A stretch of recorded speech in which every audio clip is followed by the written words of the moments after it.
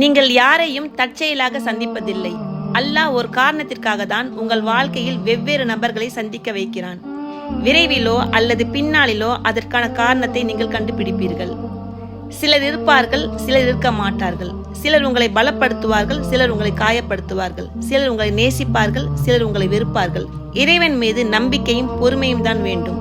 உங்கள் போராட்டங்கள், வலிகள் மற்றும் நீங்கள் அழும் மௌன கண்ணீரை உலகம் அறியாது, ஆனால் அல்லாஹ் அறிவான்.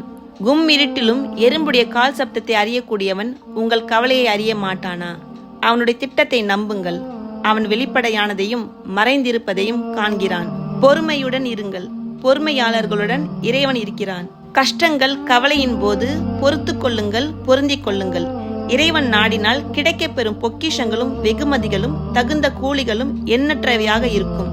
நிச்சயமாக பொறுமை உள்ளவர்கள் தங்கள் கூலியை கணக்கின்றி பெறுவார்கள்.